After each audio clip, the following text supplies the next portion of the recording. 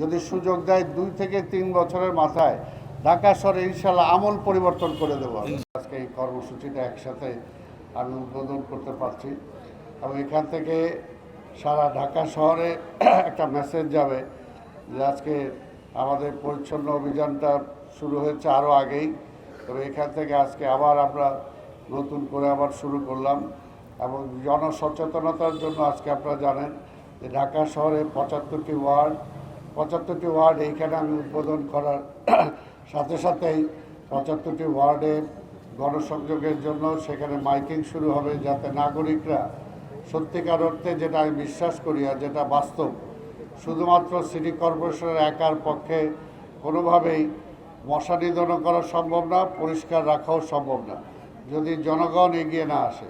এই জন্য আমি সবসময় বলি এটার দায়িত্ব 50-50 যদি জনগণ তার দায়িত্বটা পালন করে তাহলে 50 ভাগ হবে, যদি সিটি কর্পোরেশন তার দায়িত্বটা পালন করে তাহলে 100 ভাগ হবে। যে কেউ একজন যদি দায়িত্ব পালন করে, সিটি কর্পোরেশন 50 ভাগ করলে কিন্তু 100 ভাগ কোনোভাবেই পরিষ্কার পরিচ্ছন্ন হবে না, মশক নিধনও হবে না। সেই কারণে জনগণকে আমরা সম্পৃক্ত করতে চাই। আজকে এখানে যারা এসেছি, আমরা যারা এসেছি এখানকার সবাই ওনারা সচেতন, ওনারা রাষ্ট্র চালান, ওনারা স্বাভাবিকভাবে ওনারা অনেক কিছু বোঝেন যে কখন কি করা দরকার, ওরা নিজেরাও করছেন। তারপরও বাড়তি যতটুকু সুযোগ দেওয়া দরকার সিটি কর্পোরেশনের পক্ষ থেকে অবশ্যই আমরা সেটা দেওয়ার চেষ্টা করব। এতদিন গোধূলি বেলায় হয় নাই, এখন একটু গোধূলি বেলায় করবেন আপনি, যাতে সারাই চাইছে গোধূলি বেলায় যাতে মশাটার ওষুধ আপনাদের কী বলেন, আমার চিফ হেলথ অফিসার কী বলে, ঠিক আছে তো, এটা যাতে সেই সময়টা। আর আরেকটা হলো যে আশেপাশের এলাকাটাও, আর এটা এলাকাটা যেহেতু ঢাকা শহরের মধ্যে সব এলাকা তো এরকম নাই, যে এখানে দেখেন গাছ প্রচুর, এখানে পরিবেশ নিশ্চয়ই খারাপ না, এখানকার পরিবেশ আর ঢাকা শহর অন্য জায়গার পরিবেশ এক না।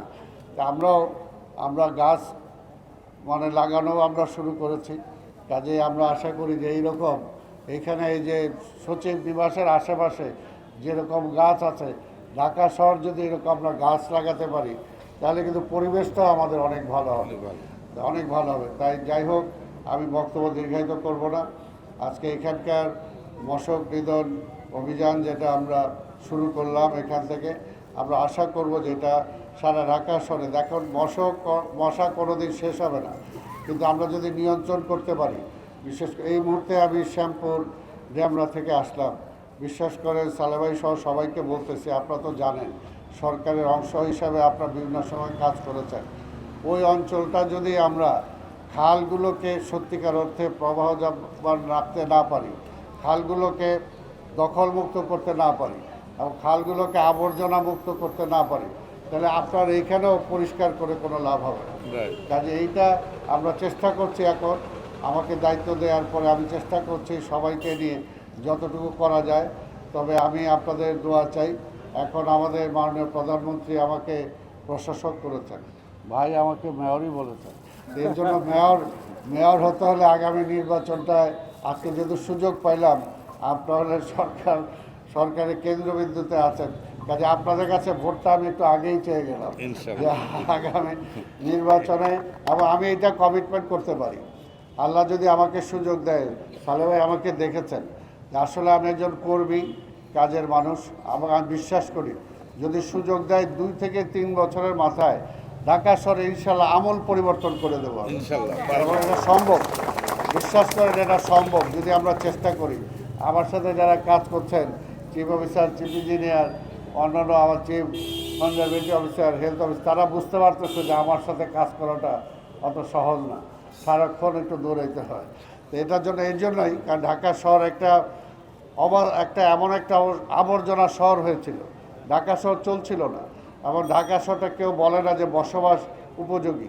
কাজে এগুলোর সমস্যার সমাধানের জন্য এই যে রিক্সা চলছে, এটা কোনো শৃঙ্খলা নাই, হকারদের কোনো শৃঙ্খলা নাই, আজকে গাড়ি ঘোড়ার কোনো শৃঙ্খলা নাই। এইগুলো তো একার পক্ষে, সিটি কর্পোরেশনের পক্ষে সম্ভব না।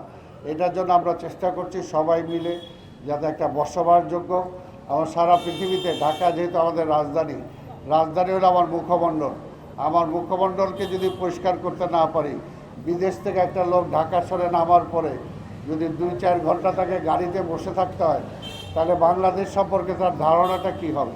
সেই কারণে আমরা এটা পরিবর্তন করতে চাই। আমাদের মাননীয় প্রধানমন্ত্রী জনাব তারেক রহমান, তিনিও এই ব্যাপারে অনেক কর্মঠ। উনি প্রতি সপ্তাহে আমাদের সাথে বসেন, চেষ্টা করছেন।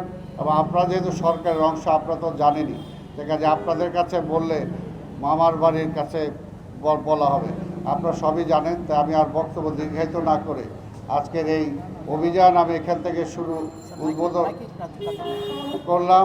এবং আজকের এখান থেকে যে মাইকিং যে 75টা ওয়ার্ডে শুরু হবে জনসচেতনার জন্য, সেটার শুভ উদ্বোধন আমি ঘোষণা করছি।